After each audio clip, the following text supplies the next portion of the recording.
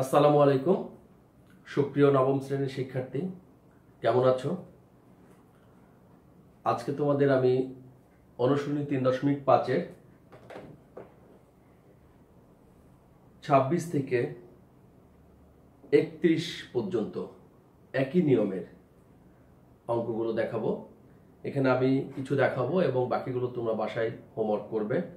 তো এই অঙ্কগুলো করার আগে এসো আমরা অষ্টম শ্রেণীর যে সূত্রগুলো ছিল, সরল মুনাফা, সবৃদ্ধি মূল, সবৃদ্ধি মুনাফা, সেগুলো একটু দেখি। এই সূত্রগুলো করতে গিয়ে আমাদের কি লাগবে।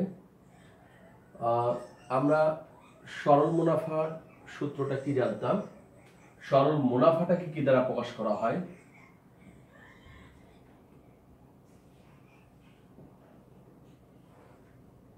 সরল মুনাফা হচ্ছে আয়, মুনাফার হার হচ্ছে আর, সময় এন। প্রিয় শিক্ষার্থী, যদি আমরা এগুলো জানি, সময়টা হচ্ছে নাম্বার অফ ইনস্টলমেন্ট, অর্থাৎ মেয়াদকাল, কত বছর মেয়াদে যে মুনাফাটা হয়। আর আসলটাকে যদি আমরা, আসল বা মূলধনটাকে যদি আমরা পি বলি, তাহলে এখানে আই সমান কি? P R N.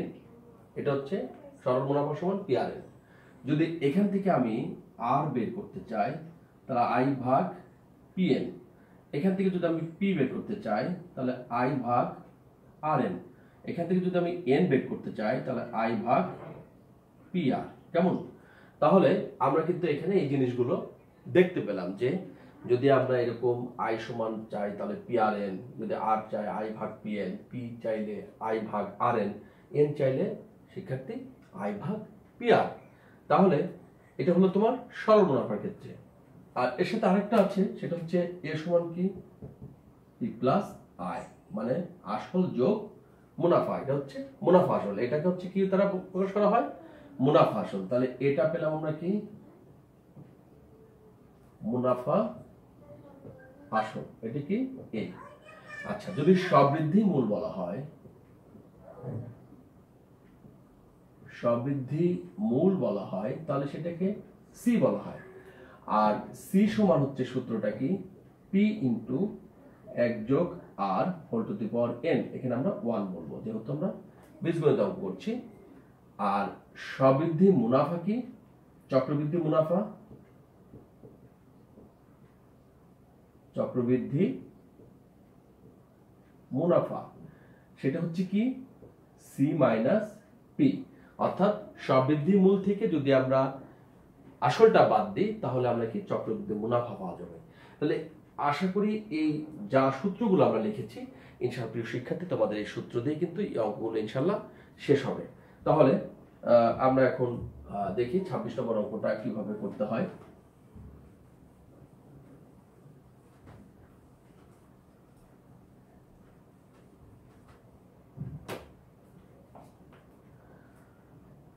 ছাব্বিশ নম্বর অঙ্ক বলছে মুনাফার হার, মুনাফার একই হারে, বলছে মুনাফার একই হারে 300 টাকার 4 বছরের সরল মুনাফা ও 400 টাকার 5 বছরের সরল মুনাফা একত্রে 128 টাকা হলে শতকরা মুনাফার হার কত? তাহলে এখানে দুইটা স্টেপে সে ইনভেস্ট করেছে। একটা হচ্ছে 300 টাকা 4 বছরের মুনাফা, আবার হচ্ছে 400 টাকার 5 বছরের মুনাফা, সরল মুনাফা। আর এই দুই মুনাফা মিলে একত্রে যদি 128 টাকা হয়, তাহলে শতকরা মুনাফার হার কত? তাহলে দুইটা স্টেপ আমরা প্রথম ক্ষেত্রে এবং দ্বিতীয় ক্ষেত্রে ধরবো।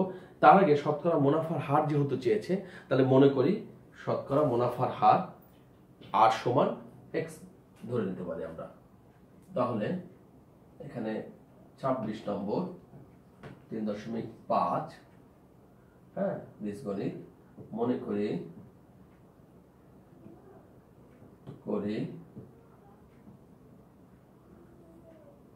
শতকরা মুনাফার হার, মুনাফার হার আর সমান কত? এক্স। যেহেতু এখানে শতকরা বলেছি, তাই এখানে আমরা পার্সেন্ট চিহ্ন দিব না। যদি এখানে শতকরা না বলতাম, মনে করি মুনাফার হার আর সমান, তাহলে কি? x% ধরতাম। প্রিয় শিক্ষার্থী, বিষয়টা তোমাদের মাথায় রাখতে হবে। এখানে শতকরা উল্লেখ থাকলে এখানে পার্সেন্ট চিহ্ন হবে না, যদি এখানে শতকরা উল্লেখ না থাকে তাহলে আমরা এখানে কি দিতাম, x% দিতাম। আচ্ছা, এখন প্রথম ক্ষেত্রে দেখো আসল কত, আসল কত 300 টাকা, কি সমান p সমান, আচ্ছা সময় কত মেয়াদকালে মুনাফাটা হয়েছিল, সেটা হচ্ছে কত বছর দিয়েছে এখানে, 4 বছর, 4 বছর। আর মুনাফার হার ধরেছি কত আমরা, মুনাফার হার আর সমান x%। এখানে কিন্তু আমরা পার্সেন্ট লিখবো যেহেতু মুনাফার হার বলছি। তাহলে আমরা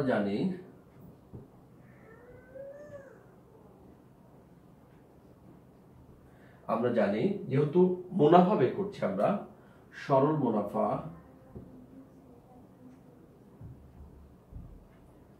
মুনাফা সমান হচ্ছে আসল ইনটু সময় ইনটু হার। তাহলে এখানে অর্থাৎ আই সমান কত, পি এন আর, তাই না? কারণ এটা পি, এটা এন, এটা আর। তাহলে এখন পি এর মান কত, আমরা 300 টাকা, এন এর মান কত 4, আর এর মান কত x%। তাহলে এখানে লিখতে পারি 300 গুণন 4 গুণন x ভাগ 100। আমরা 100 যদি এটা কাটি তাহলে কত হলো, 12x টাকা। তাহলে প্রথম ক্ষেত্রে আমরা মুনাফা পেলাম 12x টাকা। এখন যদি আমরা এই পাশে লিখি, দ্বিতীয় ক্ষেত্রে আসল p সমান কত, দ্বিতীয় ক্ষেত্রে আসল p সমান ধরেছে এখানে কত টাকা, 400 টাকা। আচ্ছা, এরপরে সময় নাম্বার অফ ইয়ার n, তাহলে কত বছর মেয়াদকাল ছিল, 5 বছর, 5 ইয়ার্স বছর। আর মুনাফার হার আর সমান আমরা x% ধরে নিয়েছি। তাহলে অতএব সরল মুনাফা আসল ইনটু সময় ইনটু হার মানে মুনাফা হার, অর্থাৎ আই সমান কত, পি আর এন। পি এর মান কত, এখানে পি হচ্ছে 400, পিএন আর বা পি আর এন, তাহলে এখানে কত, পিএন আর লিখি আমরা যেহেতু এটা পিএন একই জিনিস। তাহলে কত হচ্ছে 5, আর এর মান কত x%। তাহলে 400 ইনটু 5 ইনটু x ভাগ কত 100, তাই না? তাহলে এটা দিয়ে যদি এটা কাটি 4, 20x টাকা। এখন বলছে এটা হচ্ছে মুনাফা, এটাও মুনাফা, আর দুই মুনাফা একত্রে আছে 128 টাকা। তাহলে প্রশ্ন মতে আমরা লিখতে পারি, এখানে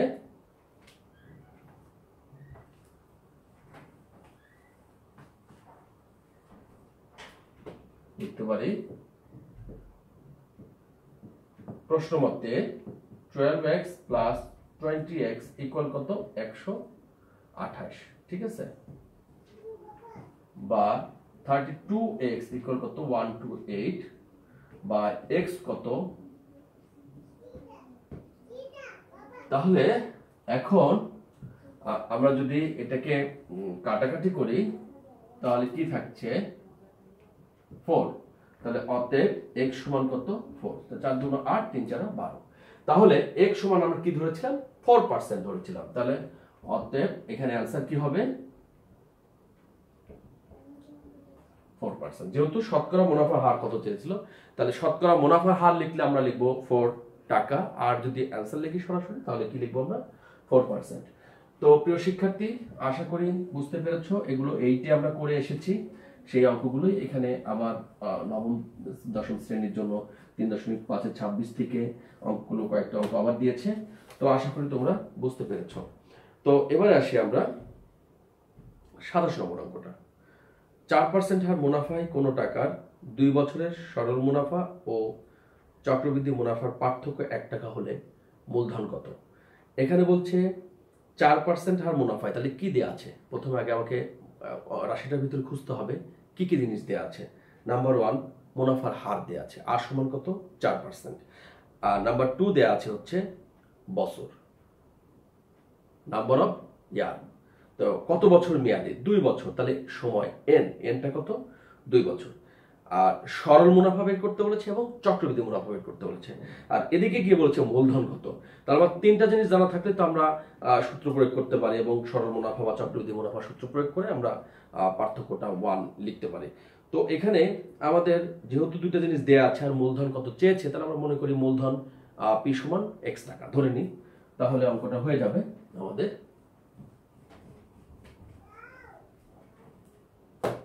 প্রিয় শিক্ষার্থী, দেখো 27 নম্বর অঙ্কটা আমরা করছি, খুবই সহজ অঙ্ক। মনে করি মূলধন পি সমান x টাকা, কেমন? আচ্ছা, আর কি কি দেয়া আছে? মুনাফার হার দেয়া আছে, মুনাফার হার আর সমান কত? মুনাফার হার দেয়া আছে আর সমান এখানে 4%, আর সময় দেয়া আছে এন সমান কত? 2 বছর, কেমন? এটা দেয়া আছে। তাহলে এখন আমাদের কি চেয়েছে? সরল মুনাফা ও চক্রবৃদ্ধি মুনাফা পার্থক্য। তার সরল মুনাফার সূত্রটা আমরা জানি,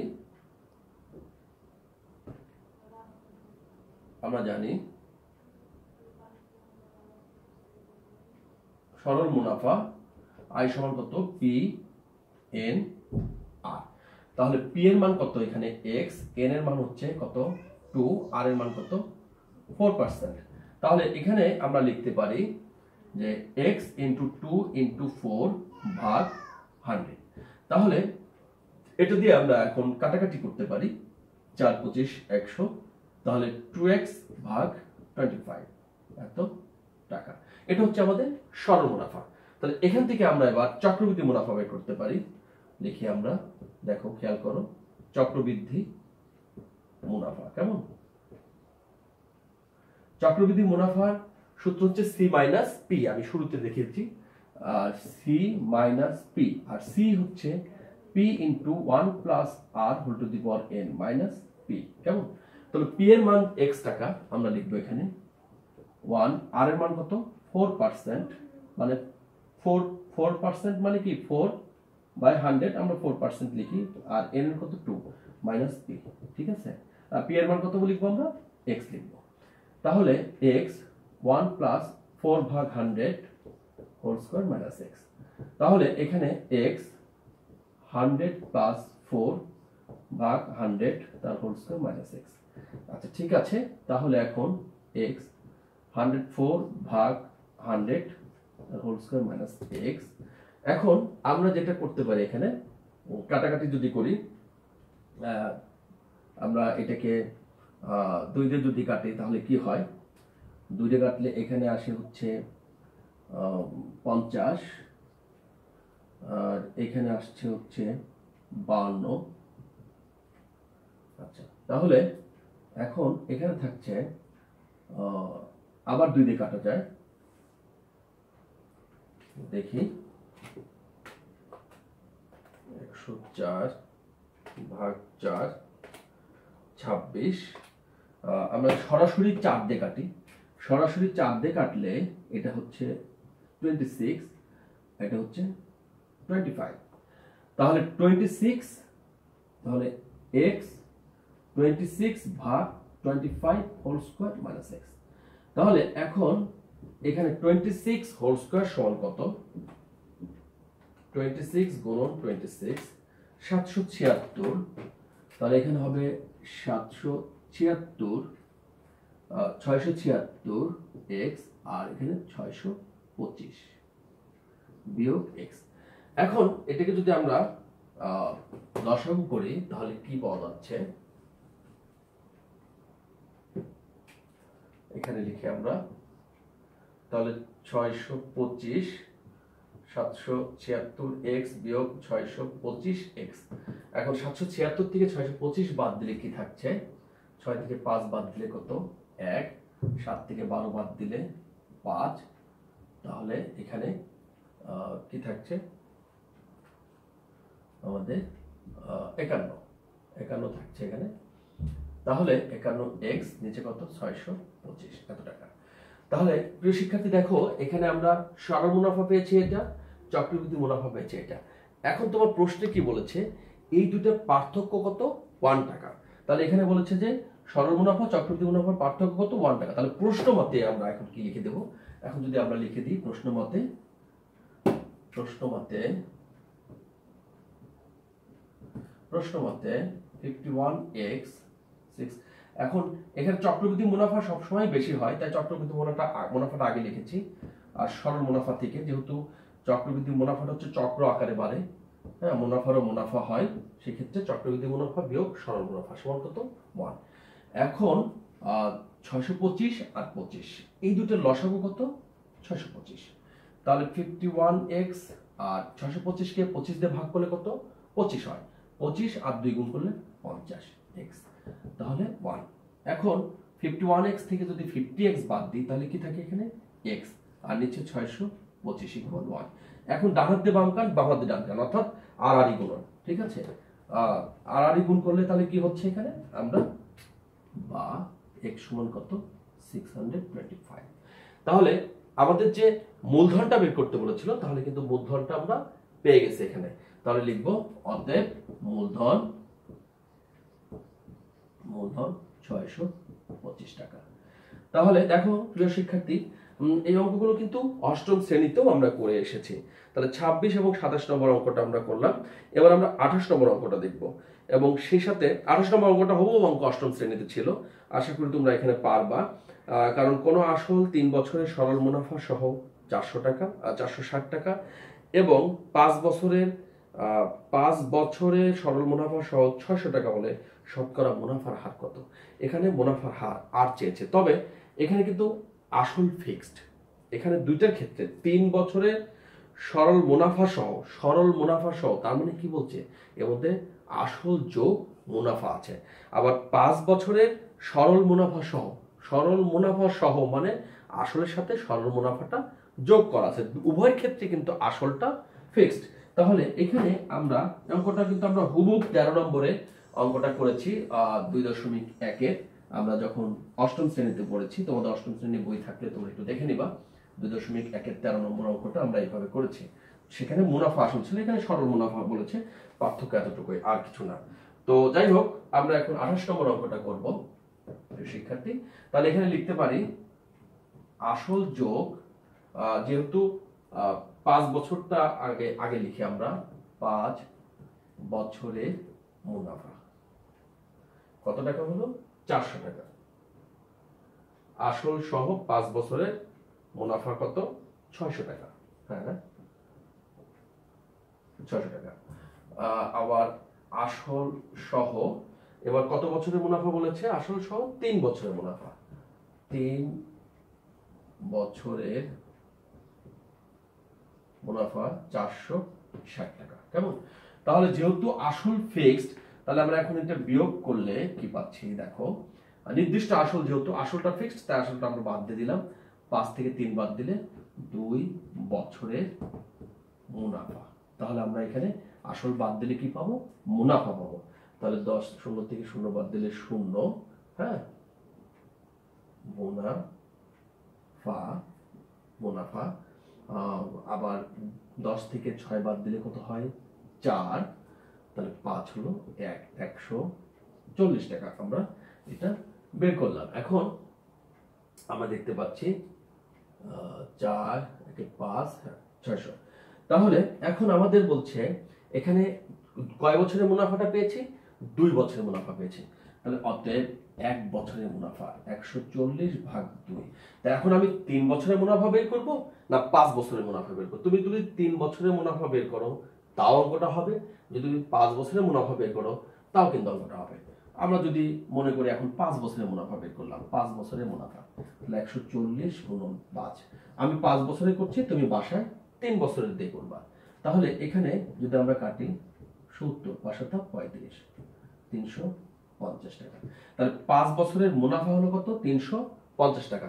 তাহলে এখানে আমরা নাম্বার অফ ইয়ার পেলাম মানে এন, মুনাফা পেলাম আই, আর এখানে কিন্তু 5 বছরের মুনাফা আসল ছিল 600 টাকা।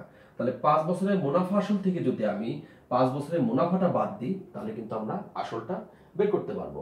তাহলে লিখবো অতএব আসল, আসলটাকে আমরা পি দ্বারা সবসময় করি, 600 বিয়োগ 350। তাহলে এখান থেকে আমরা কত পাচ্ছি? 250 টাকা পাচ্ছি। তাহলে আসল কত হলো? 250 টাকা। ঠিক আছে, আর এখানে 5 বছরের মুনাফা কত হলো? 350 টাকা। তাহলে এখন আমরা দেখতে পাচ্ছি এখানে কি কি পেলাম আমরা। 350 টাকা মুনাফা পেয়েছি, এখানে সময় পেয়েছি, আর এখানে আসল পি পেয়েছি। আমাকে বের করতে বলেছে কি এখানে মুনাফার হার কত ছিল। তাহলে তো খুব ইজিলি এখানে যেহেতু 3টা জিনিস দেয়া আছে, তাহলে প্রিয় শিক্ষার্থী তোমরা এখন খুব সহজে সূত্র প্রয়োগ করে কিন্তু এটা করতে পারবে। তাহলে আমরা এখন কি লিখবো যে এখানে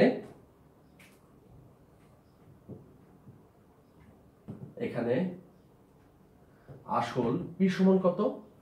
250 টাকা, কেমন? তারপরে এখানে মুনাফার মুনাফা আই সমান কত? 350 টাকা, কেমন? আর সময় এন সমান কত? 5 বছর। ঠিক আছে, তাহলে আমরা বের করবো কি মুনাফার হার। তাহলে আমরা জানি, আমি প্রথমে সূত্র লিখেছিলাম আর সমান কি লিখতে পারি আমরা, দেখো আমরা জানি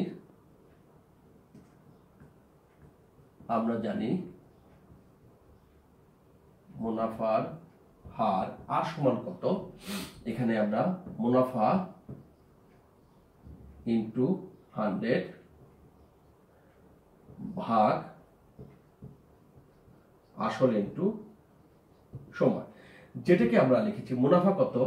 আই, আর 100 মুনাফার হার করতে গেলে 100 দ্বারা গুণ করতে হবে অবশ্যই। আসল হচ্ছে পি, আমরা আসলকে পি বলেছি, আর সময়টাকে আমরা এন বলছি। তাহলে এখন আয়ের মান যদি লিখি 250, এটা আমরা কি সমান পেলাম? আর সমান। তাহলে 250 গুণন 100, আয়ের মান হচ্ছে 350, আর পি এর মান হচ্ছে 250 গুণন এন এর মান কত? 5 বছর। তাহলে এত কি, যেহেতু আমরা 100 দ্বারা গুণ করে ফেলেছি তাহলে এখানে পার্সেন্ট চিহ্ন ব্যবহার করতে হবে। অবশ্যই এখানে পার্সেন্ট চিহ্ন ব্যবহার করতে হবে, কারণ 100 দ্বারা গুণ করলে আমাদের অবশ্যই পার্সেন্ট চিহ্নটা দিতে হবে। তাহলে এখন যদি আমরা এটাকে সমাধান করি, তাহলে সরাসরি আমরা যদি, যেহেতু আমরা ক্যালকুলেটর ব্যবহার করতে পারি, তাহলে আমরা সরাসরি গুণ করে দিতে পারি যে 350 গুণন 100 ভাগ 250 ভাগ 5, 28%। তাহলে আমরা এখান থেকে যেটা পেলাম কত? আর এর মান পেয়েছি আমরা কত? 28%। তো প্রিয় শিক্ষার্থী, এই ছিল আজকে তোমাদের 26, 27 এবং 28 নম্বর অঙ্ক। আমরা একটু উত্তরটা দেখব। তোমাদের এই অঙ্কগুলো যেগুলো করেছো সেই অঙ্কগুলো একটু আমরা একটু দেখি।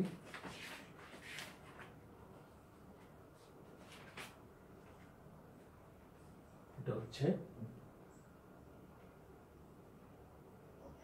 28%, আমাদের 28 নম্বর অঙ্কটা 28%, 4% এত। হ্যাঁ, তো আমরা 26, 27, 28 নম্বর অঙ্ক করলাম। আমরা যদি 29, 30 নম্বর অঙ্ক নিয়ে কথা বলি, তাহলে দেখো এগুলো তোমাদের হোমওয়ার্ক থাকবে। যেমন 31 নম্বর অঙ্কটা তোমরা পারবা, তোমরা হোমওয়ার্ক করবা। 31 নম্বর অঙ্কটা আমরা ইতিপূর্বে করেছি, যেটা হচ্ছে 27 নম্বরের মতো। আর 29, 30 নিয়ে একটু কথা বলি।